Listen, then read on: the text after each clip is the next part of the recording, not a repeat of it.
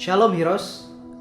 Hari ini kita akan merenungkan firman Tuhan, dan saya akan membagikan firman Tuhan dengan tema perjumpaan yang mengubahkan.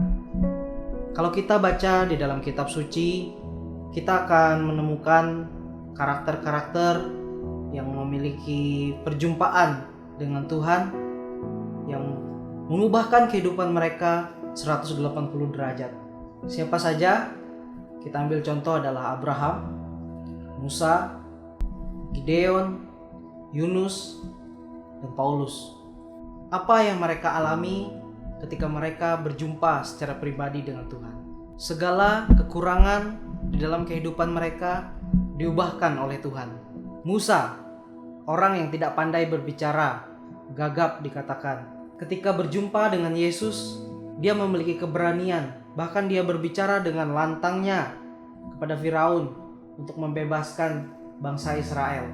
Gideon, seorang yang penakut, menjadi seseorang yang pemberani dan gagah perkasa untuk melawan orang-orang Midian dan orang-orang Amalek yang saat itu menjajah orang-orang Mesir.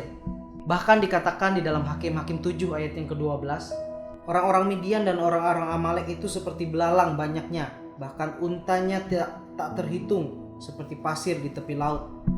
Tetapi Gideon yang awalnya takut dan gentar menjadi sangat berani ketika dia berjumpa dengan Tuhan melalui malaikatnya. Di dalam Hakim-Hakim 6 ayat yang ke-12 katanya, Yahweh ada beserta engkau, ya pahlawan yang gagah berani. Saudara, apapun kelemahan, kekurangan saudara, jangan jadikan itu alasan atau menjadikan itu sebuah ketakutan. Alamilah perjumpaan dengan Yesus, maka semuanya akan diubahkan. Yang kedua, apa yang mereka alami ketika mereka mengalami perjumpaan dengan Tuhan? Mereka menjadi pahlawan-pahlawan bagi orang lain. Yunus, dia yang lari, mangkir dari perintah Tuhan. Saat itu, ketika dia diperintahkan Tuhan untuk pergi ke Niniwe, untuk memperingatkan orang-orang di Niniwe agar mereka berpaling dari kejahatan mereka.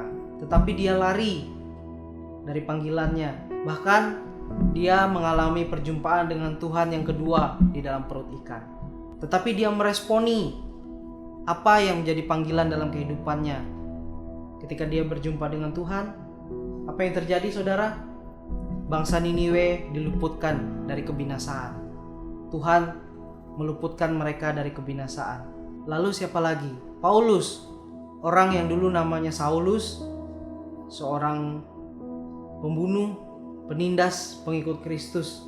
Ketika dia berjumpa dengan Tuhan, dia menjadi orang yang sangat radikal. Dia menjadi salah satu rasul yang begitu berpengaruh untuk kekristenan dunia ini. Ketika perjumpaan pribadi kita dengan Tuhan, tidak hanya pribadi kita saja yang diubahkan oleh Tuhan, tetapi orang lain pun akan mengalami dampaknya dalam kehidupan kita. Mungkin di luar sana saat ini banyak orang mengalami ketakutan, kegelisahan, kehilangan damai sejahtera dalam kehidupan mereka. Sampaikan, sharekan melalui media sosial saudara hal-hal baik, hal-hal yang mendatangkan damai sejahtera dan sukacita.